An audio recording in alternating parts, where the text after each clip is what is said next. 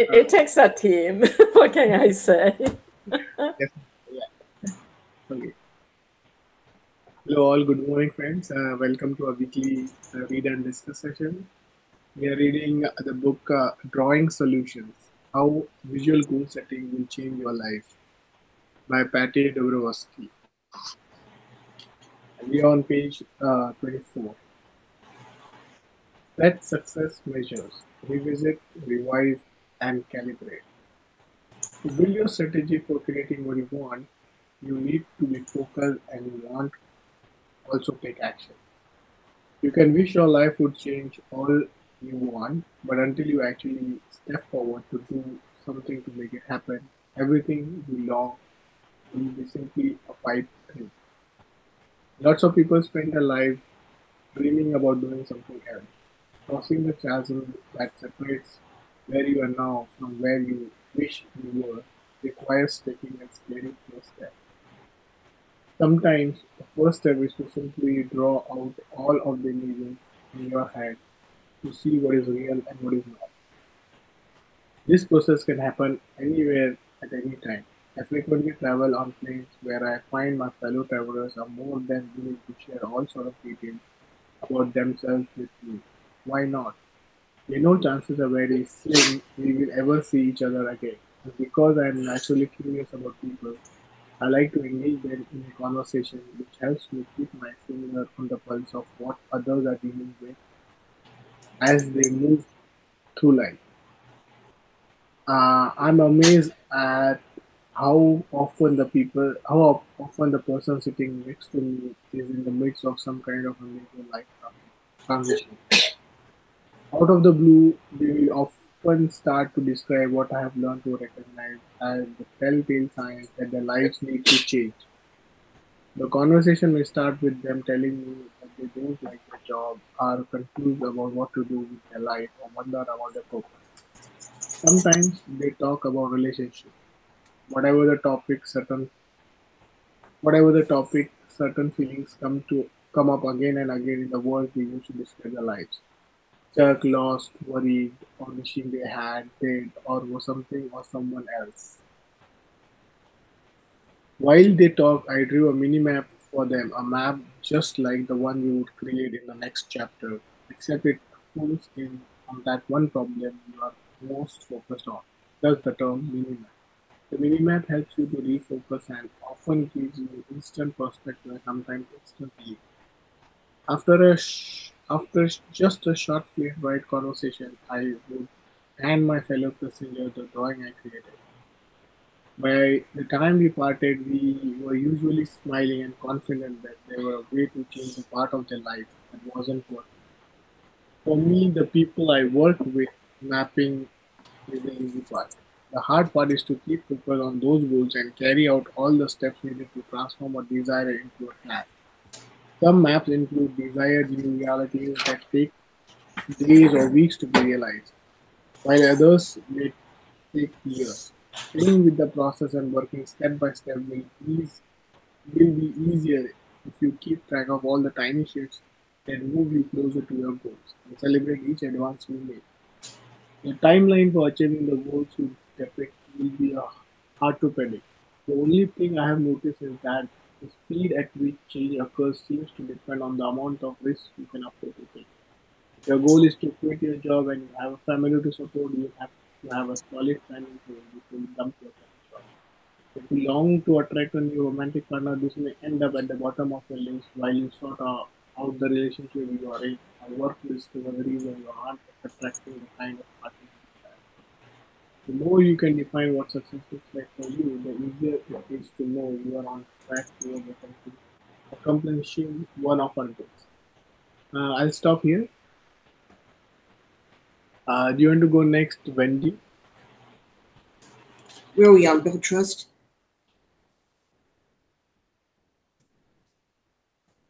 Are we on Bill Trust? Leverage the most powerful accelerator you have, your imagination. Oh. Where are we? Our thing is page 25. Oh. Okay. What's the first? What's the first sentence? Leverage the most powerful accelerator you have, your imagination. Oh, Over the years, I have found that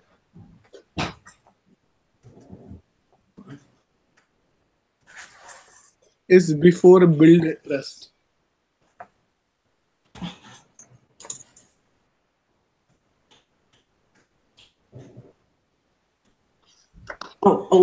Okay, I skipped one.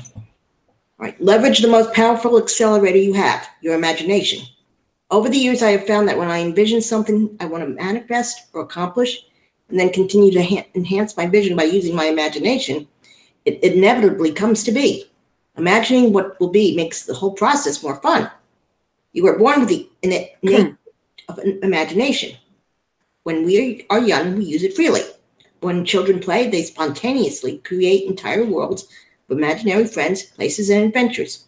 Children are also likely to join together to create imaginary situations in which they all join in the creation process. As we get older, we tend to get more selective in the ways we use our imagination. The biggest change is that imagination becomes a very private activity that surfaces from time to time for no particular purpose. If you find yourself stuck in a horrible traffic jam, you may imagine yourself suddenly stepping on the gas and ramming your way out, pushing all the other cars aside. Or you may meet someone new who seems interesting and you imagine falling in love with them or having them hire you for a prestigious job making tons of money. In other words, adult imaginings tend to be fleeting amusements unless you harness them and put them to work for you. The more you engage your imagination in conjunction with your vision of what you desire, the more you will find how truly powerful your IQ or imagination quotient really is.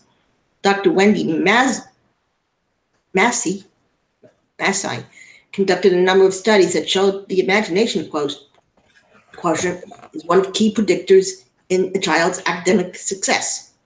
Here is an equation I call the plus factor. Imagination times intuition plus desire times drive equals outcome. A colleague and I developed the plus factor to explain the process activated when you consciously multiply the power of your imagination by incorporating your intuition, then add your desire for that future state, emotion or feeling behind it, and multiply all this by your drive or the energy you put into taking action on your plan. All of this equals a substantial exponential increase in your expected outcome. Accessing your imagination and allowing yourself to play with your vision helps fuel your desire to achieve your goal. The drive part is literally you, especially when you are generating chemicals in your brain, like serotonin, that are produced whenever you feel elated about your vision. And the momentum toward your desired new reality will only increase as you follow through on the bold steps you will identify in the next chapter. All right, I'll stop here. Hey. Build trust. Build trust. Do you trust that your dreams really will occur? Are you a glass half empty person or a half full kind of dreamer? What beliefs do you hold? Do you feel we live in a loving world filled with challenges to help us learn and grow? Or do you hold a belief that the world is unfair and unjust? It's hard to feel you are making progress when you feel powerless to change your circumstances. Recently, I spoke with a man who wasn't certain he was going to get the job he had applied for. When he asked me what he should do, I replied, "Don't worry. If you don't get this one, it's because you get something better." He did not hesitate before stating, "I don't believe that." I immediately recognized that nothing I could say or do was going to change his patterned belief. Beliefs only change as a result of our own direct experience. If you feel stuck and victimized by what you're experiencing, ask yourself, what's the payoff I'm getting from this belief? Is it really working for me? How do I benefit from complaining my situation? Am I open to testing my theory and trying something new? Unfortunately, many of our beliefs about the world are based on and built on fear. To counter fear, call on belief and trust. They are fresh air for the resilient change agent to breathe. The more you take in belief and trust, the stronger your dreams becomes. If you do not trust that things will manifest for you, they simply will not. Even if you're a trusting person, your belief that the universe is operating on your behalf will be challenged when you are diagnosed with grave illness or suffer the unexpected loss of a loved one. Elizabeth Kubler-Ross, one of my early heroes who did groundbreaking work helping people with life-threatening illnesses accept and embrace death, changed what she was doing after her own mother died. Her mother had been a very giving woman throughout her entire life, taking care of her husband, the rest of the family during hard times. At the end of her mother's life, a severe stroke incapacitated her. She had to rely on others to be fed and bathed. It was a big challenge for this highly competent woman who always been the one who cared for herself and others. Her mother lived for 3 long months like this before she was able to transition out of this life. Kubler-Ross was frustrated and tortured to see her mother in such a debilitated state. It was evident that her mother felt humiliated by her own helplessness and need for such extensive care. In her prayers, Kubler-Ross railed against God, asking, Why? Why are you making my mother suffer so after she has taken care of all of us and selflessly served her whole family for her entire life? Months after her mother's passing, her bitterness toward God made it difficult to work. Kubler-Ross shared her anger and frustration with a Buddhist monk. She was surprised when he said, Just think how wonderful it was that it took only 3 months for your mother to balance out a lifetime's worth of caring for others. Her comment was a wake-up call for Kubler-Ross, and she suddenly saw what an amazing and mysterious experience life is. Some pieces of our life's mystery are revealed to us right in the moment they occur. Other times, they take a new perspective to become clear. Life becomes much easier when you allow yourself to have a little faith and trust. Believe things will work out just as they should and trust that you will know what to do each step of the way.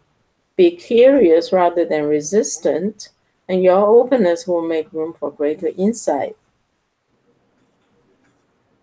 Of course, there are real reasons why we struggle to find these insights and to hold on to faith and trust. The left side of your brain doesn't always realize when things are being handled in the right way within the perfect time frame. When things don't happen in a snap, we may revert back to old ways of thinking and behaving. Like we stand in our garden shaking our fists at the big up there in the sky, asking what will happen when things will happen our way. You are the only one who can create the opening, the internal space for new light to pass through. One way to create a bigger opening is to get quiet inside. Someone reflected to me, getting quiet is the only true spiritual path. It breaks through all the rigidity to hear what you might need to do next. Another way to create an opening is to take a walk by yourself without your headphones and music, watching and listening to things you pass. Discover your own ways to create stillness if you want to see the actual pattern of the bigger systems you are participating in. Be present and grateful for what is occurring right now. This releases on how things need to happen and increases your ability to catch the subtle nuance of where you are and what you might do next. I think I'll stop here. Okay. So do you want to go first, Julie? Sure. I'm just going to put a tab here. Well, I think the two key things stand out. One of them is that the imagination times intuition plus desire times drive equals outcome. I would say drive is great. I will have one more multiplier there, and that's action. And intuition is an interesting word because it means we already have whatever we need to know inside us. Like a lot of people I talk to, they might say, I don't know what I want, you know? So a lot of times to me, the first step is not figuring out what to do or how to do, but just figuring out what you want. And the other day, a friend of mine, she is a trauma therapist. She's just got all her training. She's worked with a few people. So she's ready to go to the next level, which is to get new clients and charge real rates. You know, when you work with your friends and people, you usually either give away for free or charge half the professional rates. And she wanted to work a flyer, so she asked me for help. And I really admire her because she just got the text ready. And then, you know, my style these days is not to give people 10 advices because I know people can absorb it. So my goal is max 3. So we did 2 or 3 iterations, and she got her flyer. She wanted to make a flyer because there's a doctor's office willing to partner with her, and we got the flyer done. You know, but first you had to ask for help, and then everything came out very smoothly. So imagination times intuition plus desire times drive and action equals outcome. For myself, a lot of the times, I don't know what I want, but once I know what I want, I go through my pattern is, oh, this is a piece of cake. Why isn't everybody getting it done so soon? And then I step into the project. It's like, oh my God, I'll never get it done. I can't do it. I'm gonna quit, you know. It's just impossible. And then I have to take a deep breath, and then I realize, you know, first of all, patience.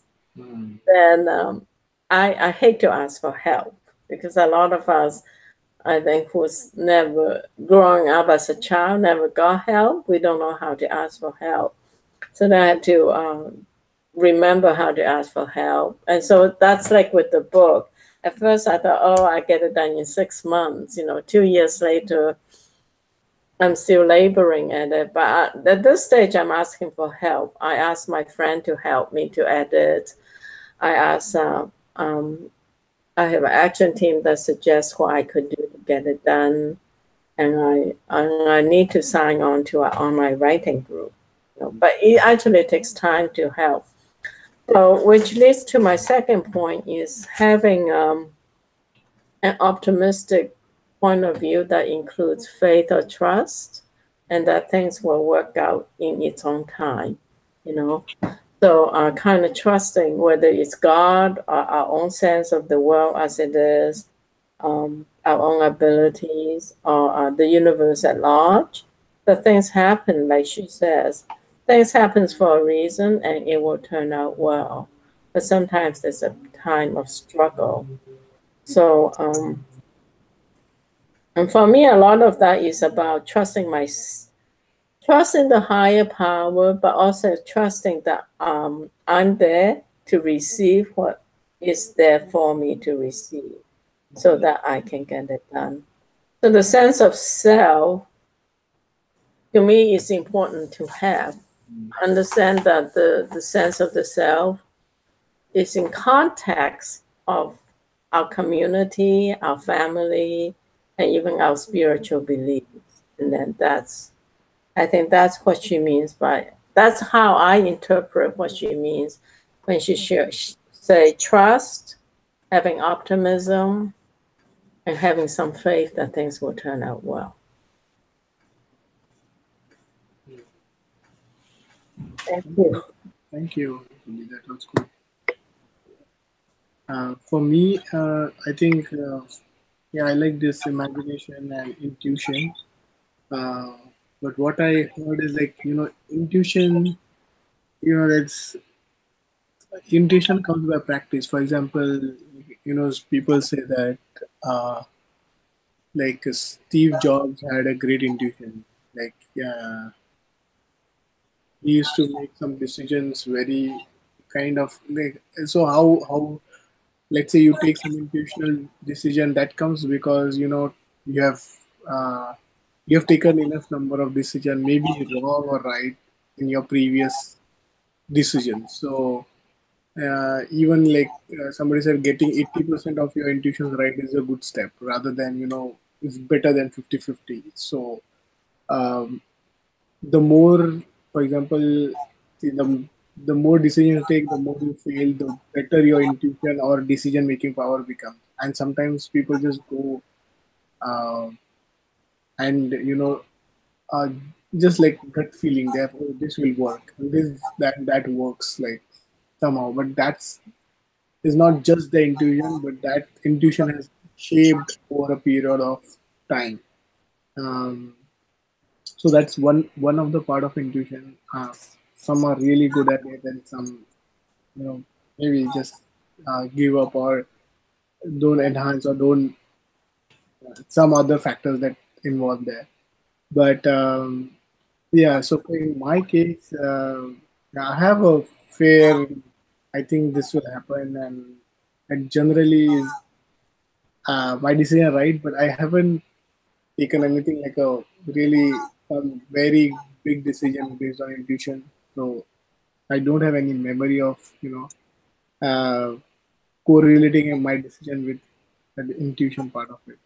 And definitely imagination. I have uh, imagination is the one of the key thing. Unless you imagine something happening or thing, imagining and believing like one of the added part to that imagination. um, because sometimes we don't believe. I mean, we are okay. I don't, you know. It's just that things doesn't happen, or you're not serious about things because there is somewhere in this you're not really fully onboarded onto that idea. So on that front.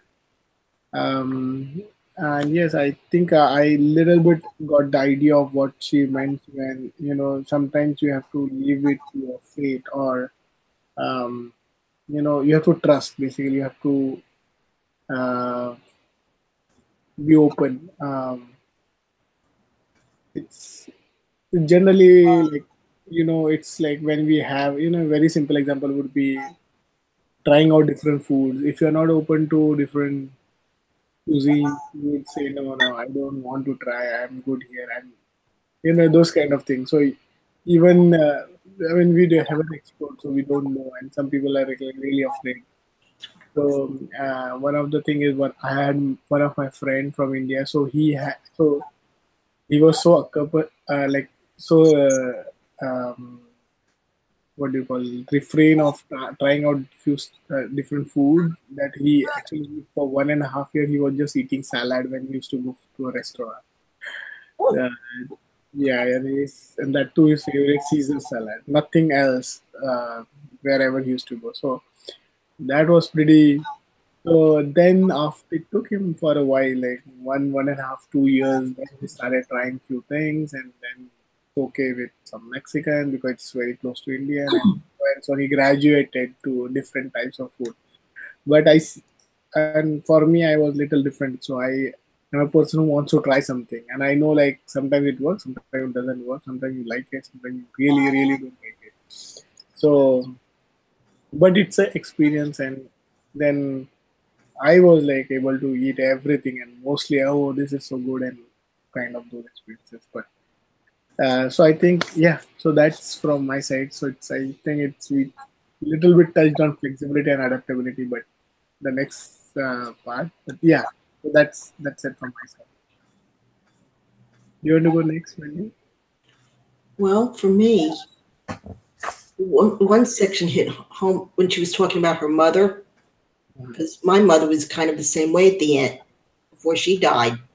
She was always very giving and doing for other people, including me. Part of the time by necessity, when I was little at least. But then all of a sudden she had multiple strokes and she couldn't even do things for herself. And that was really hard. But then for the other thing is, like for me, I'm kind of worried about this inspection that's coming up this coming week. I don't know if they're going to come do my apartment or not. Because like I said, they're only doing 10, so I don't know. There's 70 apartments in here. So I don't know if I'm going to be one of the 10 or not. But, and right now I don't have an aide to help me. And I don't know what my sister's plans are for the week. So that makes it hard. But I've been through stuff like this before where I get really worried about something that's going to happen and then everything works out fine in the end. So afterwards, it's like, what was I so worried about? Just got to remember to just take a step back and say, everything will be, think more positively. And that's it. So we'll conclude with our next session of making some making your to-do list. So I'll start with mine. For me, the next this week, I couldn't do much about it. So I have to go to gym for the next week, and then I'll just focus on one thing this time. One of the last book that we read, one of the topic about observing people. I'll just pick one more and see how that goes with that week. So these are the two top things on my mind, and I'm a little bit on and off. I'm reading some technical stuff. So that's all I have. Do you want to go next, Julie? Yeah, I need to clean house today. Somehow it became a big deal in my mind. I'm going to do a drawing for March. I have a vision board for March, so I'll do a drawing for March vision board. I need to lose weight. I don't know how I'm going to do that, but probably exercise and be more careful about food. That's it. Thank you. For me, it's my yoga and exercise, my reading and my studying, and getting the apartment ready for a potential inspection. That's it. Okay. We're early. That's all right. Yeah. Okay, cool. We can conclude our session then. Yep. Okay, awesome. Thank you. Thanks for You. one more week of fun and reading. Okay. Oh, do you have any? I'm going to turn this off. Yeah.